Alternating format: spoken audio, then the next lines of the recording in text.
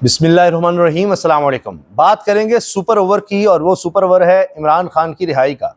जी हाँ, इमरान खान की रिहाई के हवाले से अब क्या होने जा रहा है, क्या बातें हो रही हैं, ख़ास तौर पर सबसे अहम जो आज की मुलाकात हुई है अली मीन गंडापुर की और बैरिस्टर सैफ की इमरान खान से, उसके बाद इस्टेब्लिशमेंट से मुज़ाकरात के हवाले से क्या बातें सामने आई हैं, चीज़ें आहिस्ता आहिस्ता वाज़ेह हो रही हैं।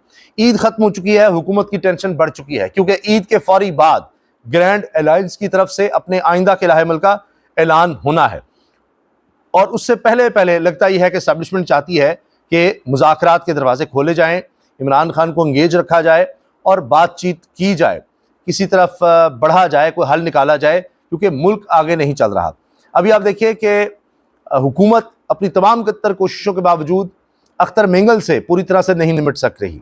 ये हालात हैं बलूचिस्तान में, खैबर पख्तूनख्वा में। आप देखिए अमन अमान की जो सूरत हाल है, माशी तौर पर कहते तो हैं कि जी हमने ये कर दिया वो कर दिया, लेकिन सबको पता है कि मईशत नहीं संभल पा रही, लोगों की कीमतें ख़रीद ख़त्म हो चुकी है, लोग बड़े परेशान हाल है।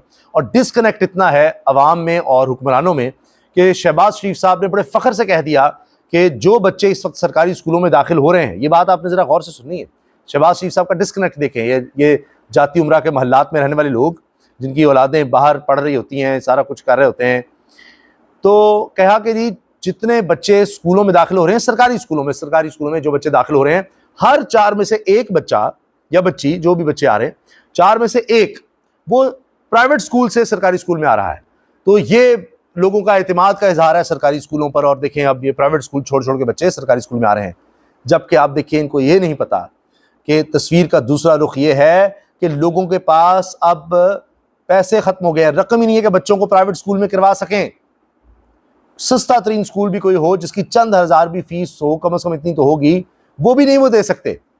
इतना उनका म्यार जिंदगी नीचे आ गया है। वरना पाकिस्तान में आप यकीन जानिए कि वालिदैन सबसे ज्यादा अपना पेट काट के, अपनी खुराक कम करके, अपना लिबास, अपनी दीगर ख्वाहिशात को मार कर बच्चों की तालीम पर लगा देते हैं।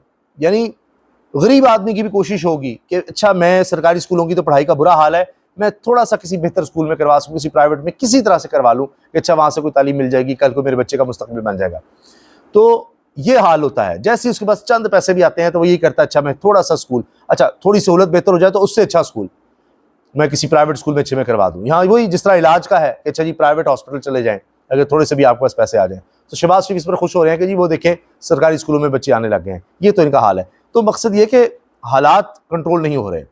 अब जो अली मीन गंडापुर और बैरिस्टर सैफ की इमरान खान से तवील मुलाकात हुई है, उसके बारे में आपको बता दूं, आने वाले दिनों में भी फिर मुलाकात होगी 1 से 2 हफ्ते के दरमियान, क्योंकि इमरान खान ने एस्टैब्लिशमेंट के साथ बातचीत का गो अहेड दे दिया है, सिग्नल दे दिया है, इजाजत दे दी है कि ठीक है एस्टैब्लिशमेंट से बात आगे बढ़ाएं। और बाकायदा जुमले कोट हो रहे हैं कि इमरान खान ने कहा I would like to do that, कि जी चलें बातचीत आगे बढ़ाएं, बात करने का ठीक है। और फिर ये वाज़ेह किया है कि मैं अपनी ज़ाती पसंद नापसंद को बीच में नहीं लाऊंगा। ये इमरान खान ने वाज़ेह कहा है और पहले दिन से कह रहे हैं कि मेरा किसी से कोई ज़ाती झगड़ा नहीं है, मैं मुल्क की खातिर सबको माफ़ करने के लिए तैयार हूँ। ये बात होती रही है।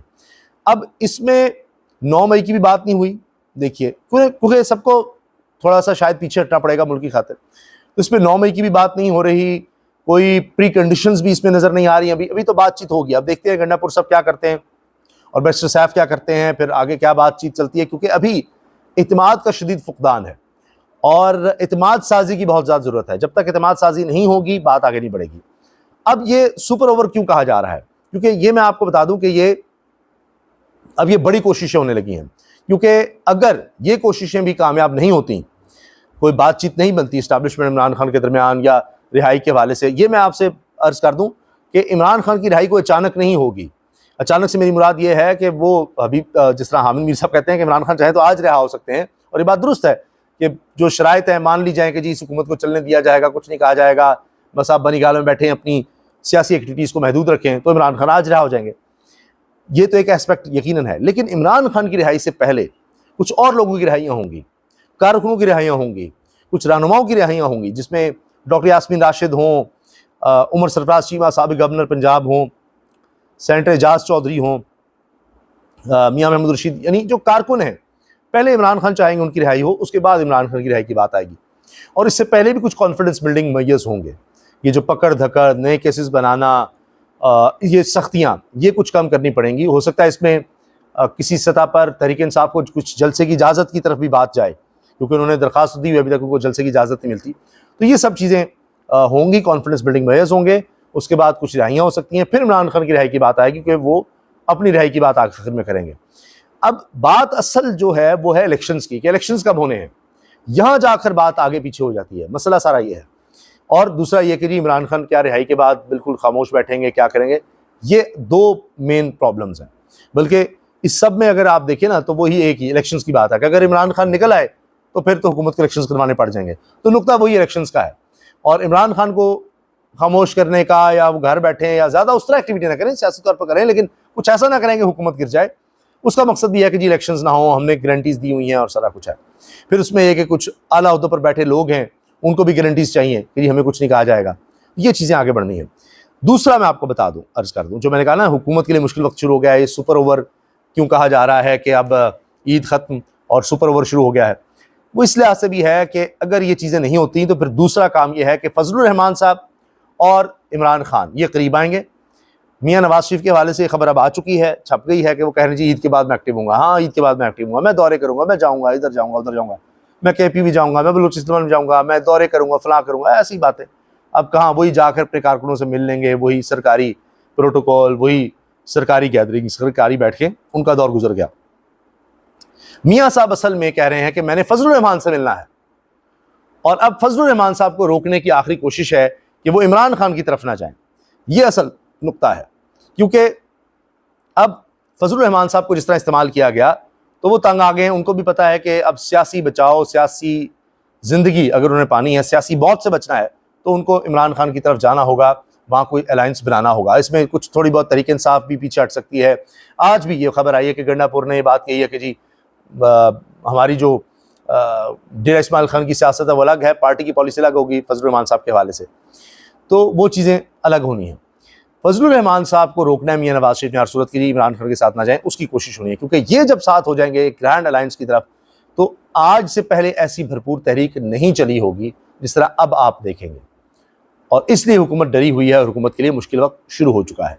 तो बजाय इसके कि वो फिर घी टेढ़ी उंगली से निकले, तो एक दफ़ा फिर ये कोशिश हो रही है कि अच्छा थोड़ा सा चंद कदम पीछे हट कर तो कोई रास्ता निकाला जाए और चीज़ों को आगे बढ़ाया जाए। ये इस वक्त हो रहा है। लेकिन कुछ भी होता है, अगर ये मुज़ाकरात जो इस्टेब्लिशमेंट के साथ हो रहे हैं कामयाब होते हैं, तब भी हुकूमत के लिए कोई अच्छी खबर नहीं होगी। क्योंकि जिस तरह कोशिशें हो रही हैं कि मुज़ाकरात कामयाब हो सकें, मामलात कामयाब हो सकें, इसी तरह बल्कि इससे भी ज़्यादा जोर लगाया जा रहा है कि ना हो, खराबी पैदा हो। ख़ास तौर पर हुकूमत तो फिर अपने पूरे घोड़े दौड़ा देती है कि जी ये काम हो गया तो हम तो गए। तो अगर यहाँ पर मामलात बन जाते हैं तब भी हुकूमत के लिए अच्छी खबर नहीं है, और अगर यहाँ नहीं बनते तो तब भी हुकूमत के लिए अच्छी खबर इस लिहाज से नहीं है, बाजार उनको लगेगा हो हम बच गए, कि फिर सड़कों पर चीज़ें आ रही हैं। ये मैं आपसे अर्ज़ कर रहा हूँ, और आपको आने वाले दिनों में उस तरफ चीज़ें जाती हुई नज़र भी आ जाएंगी। इजाज़त दीजिए, अल्लाह हाफ़िज़।